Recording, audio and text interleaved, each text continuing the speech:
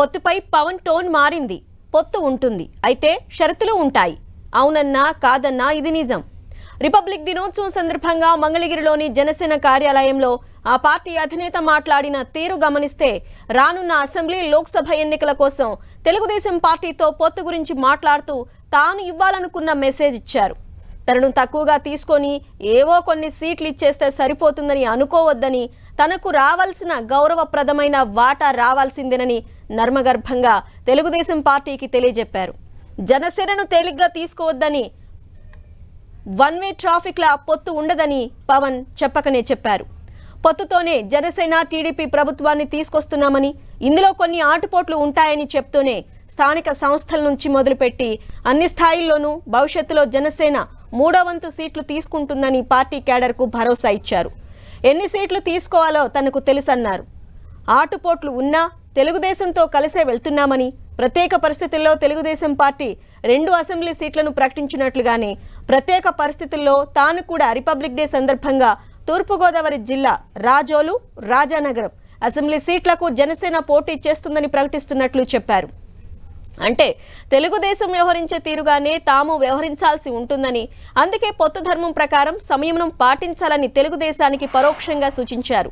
కేవలం వారు ఇచ్చే వారు తాము తీసుకునే వారంలాగా భావించవద్దని పవన్ హితబోధ చేశారు. తూర్పుగోదావరి జిల్లా మండపేట నియోజకవర్గంలో గత అసెంబ్లీ ఎన్నికల్లో జనసేనకు దాదాపు 18% ఓట్లు వస్తే ఈసారి అక్కడ ఓట్ల శాతం దాదాపు 10% పెరిగిందని చెబుతూనే అక్కడ తెలుగుదేశం పార్టీ తమ అభ్యర్థిని ఏకపక్షంగా ప్రకటించడంతో జనసేన కార్యకర్తలు బాధపడ్డారని అన్నారు. ఇది సరైన విధానమని తాను చెప్పడం లేదని అంటూ పొత్తు ధర్మం ప్రకారం అలా ప్రకటించకూడదని జనసేన అధినేత చెప్పారు. మా నాన్న ముఖ్యమంత్రి కానున్నారని లోకేష్ ఇటీవల ప్రకటించినప్పటికీ పెద్ద మనసుతో రాష్ట్ర ప్రయోజనాలను దృష్టిలో ఉంచుకొని తాను ఎలాంటి వ్యాఖ్యలు చేయలేదని పవన్ కళ్యాణ్ చెప్పారు. తనకు విహంగ వీక్షణ ఉంటుందని, వచ్చే 5 ఏళ్లలో జనసేన పార్టీ నాయకులు, కార్యకర్తల గౌరవానికి ఎలాంటి భంగం వాటిల్లకుండా ఎలా చేయాలో తనకు తెలుసని భరోసా ఇచ్చారు. మొత్తం మీద చూస్తే జనసేన కార్యకర్తల సమక్షంలో తెలుగుదేశం పార్టీకి తాను చెప్పదలుచుకున్నది చెప్పేశారు పవన్ కళ్యాణ్. అవేంటంటే పొత్తు ఉంటుంది, అదే సమయంలో ఒత్తిళ్లు ఉంటాయి. పొత్తు ధర్మం ప్రకారం ఇరుపక్షాలు సంయమనం పాటించాలి. అలాగే ఎవరంతట వారు సీట్లు ప్రకటించుకుంటూ వెళ్లకూడదు.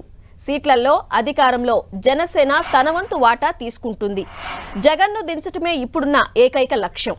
అధికారంలోకి వచ్చాక వచ్చే 5 ఏళ్లలో జనసేన గౌరవప్రదమైన రీతిలో, తనదైన రీతిలో తన వంతు పాత్ర పోషిస్తుంది.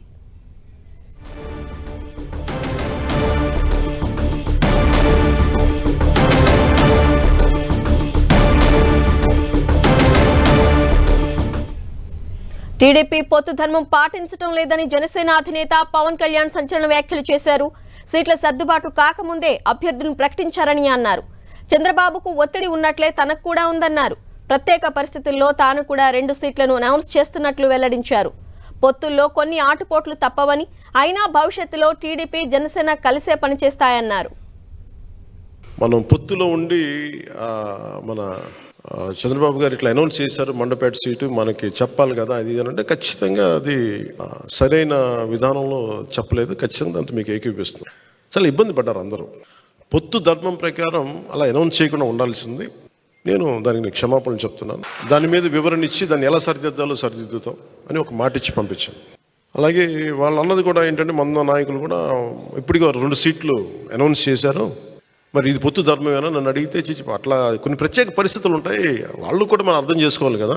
లోకేష్ గారు ఆ రోజు మా నాన్నగారు ముఖ్యమంత్రి ఎన్ని అన్నా కానీ ఇవన్నీ నేను ఎందుకు దాన్ని పెద్ద మనసుతో వదిలేస్తానంటే, ఒక పార్టీని 3 దశాబ్దాలు నడిపి 3 సార్లు ముఖ్యమంత్రులుగా ఉండి అలాంటి కుటుంబం నుంచి వచ్చిన వ్యక్తులు సహజంగా గబుక్కుని ఒక మాట వచ్చేస్తుంది. పొత్తుని ఇబ్బందిగా గురి చేసి ఒక మాట మాట్లాడడం చాలా తేలిక.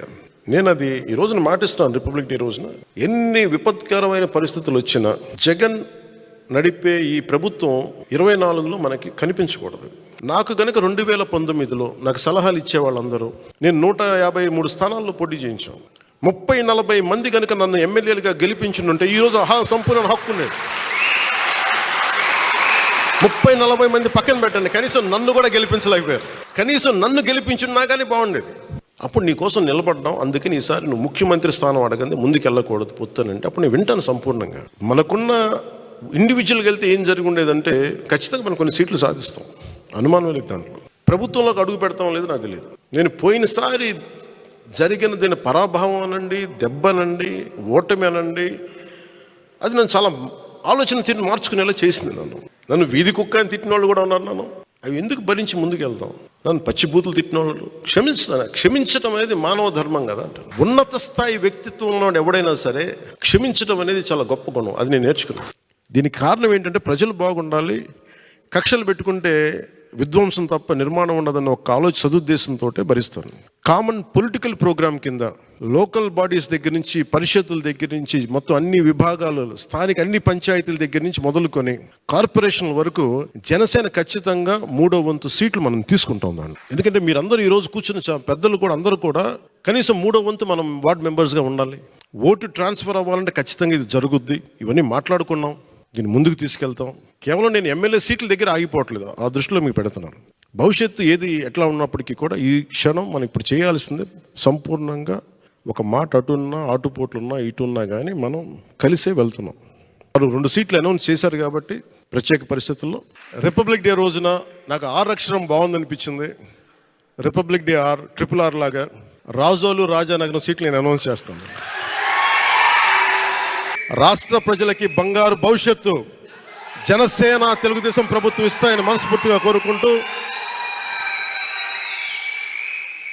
ఈ పర్యాయం నన్ను నమ్మండి. ఏ వ్యూహం వేసినా నన్ను సంపూర్ణంగా నమ్మండి. నేను విహంగ వీక్షణం చేస్తాను, మీరు నన్ను నమ్మండి. రైట్. పొత్తులో ఉన్న టీడీపీని ఉద్దేశించి పవన్ కళ్యాణ్ ఈ రోజు హాట్ కామెంట్స్ చేశారు. అదేవిధంగా అభ్యర్థుల్ని ప్రకటించేశారు.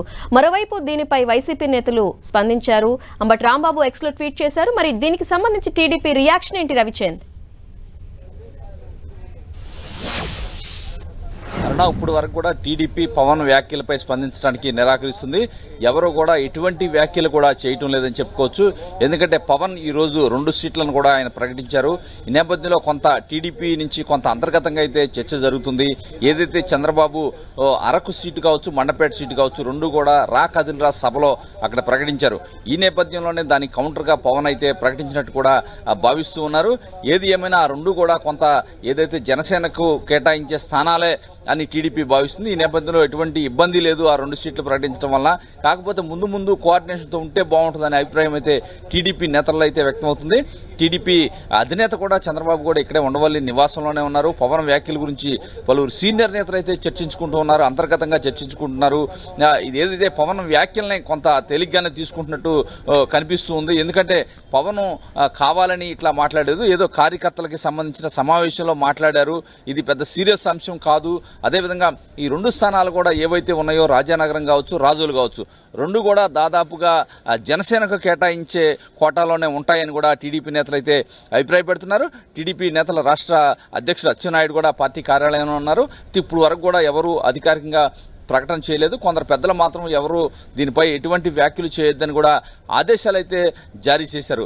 ఏది ఏమైనా ఈరోజు పవన్ చేసిన వ్యాఖ్యలు అయితే కొంత రాజకీయ వర్గాల్లో సంచలనంగా కనిపించాయి. ఏ విధంగా ఈరోజు మొత్తం కూడా పవన్ ప్రసంగం అంతా కూడా కొంత ఏదైతే రాజకీయంగా చాలా కాలంగా ఆయన బహిరంగంగా మాట్లాడలేదు, ఈరోజు తన మనోభావాలను అయితే ఆయన బయటపెట్టారని చెప్పుకోవచ్చు. ఏదైతే అంటే పొత్తులో భాగంగా సీట్లు ప్రకటించేటప్పుడు కలిసి మాట్లాడుకొని ప్రకటిస్తే బాగుంటుంది అనేది ఆయన అభిప్రాయంగా మనకి కనిపిస్తుంది. ముఖ్యంగా మండపేట విషయంలో పవన్ కళ్యాణ్ కొంత సీరియస్గా రియాక్ట్ అవుతున్నట్టు తెలుస్తుంది. ఎందుకంటే ఆ పార్టీ నేత లీలాకృష్ణ అక్కడ ఆ స్థానాన్ని ఆశిస్తున్నారు. ముఖ్యంగా జనసేన బలంగా ఉండేది ఈస్ట్ గోదావరి, వెస్ట్ గోదావరి, ఉమ్మడి ఈస్ట్ వెస్ట్లో ఉంటుంది. ఈ ప్రాంతాల్లో సీట్లు కేటాయించేటప్పుడు తన అభిప్రాయం కూడా తెలుసుకుంటే బాగుంటుంది అనేది పవన్ ఉద్దేశంగా మనకి కనిపిస్తుంది. ఏదైనా ఈరోజు చాలా అంశాలు అయితే ఆయన తెరపైకి తీసుకొచ్చారు. ఇవన్నీ కూడా టీడీపీ మాత్రం ఇవన్నీ కూడా ఎప్పుడైతే తర్వాత కలిసి మాట్లాడుకుంటారో అవన్నీ కూడా సమసిపోతాయని చెప్తున్నారు. ఏదైనా పొత్తుకి ఎటువంటి డోకా లేదు. ఈరోజు పవన్ చేసిన సూచనలు కూడా కొన్ని వీరు కూడా ఏదైనా కరెక్ట్ చేసుకోవాల్సి ఉండే అవకాశం అయితే మనకి కనిపిస్తుంది. టీడీపీ అధినేత చంద్రబాబు కూడా దీనిపై దృష్టి పెట్టినట్టు కూడా తెలుస్తుంది. ఏది ఏమైనా ఈరోజు పవన్ చేసిన వ్యాఖ్యలు అయితే టీడీపీ వర్గాల్లో కూడా కొంత ఆసక్తిని అయితే కలిగిస్తున్నాయి. అందరూ కూడా ఈ అంశాల గురించి చర్చించుకుంటున్నారు. Aruna. Right Ravichand, thank you.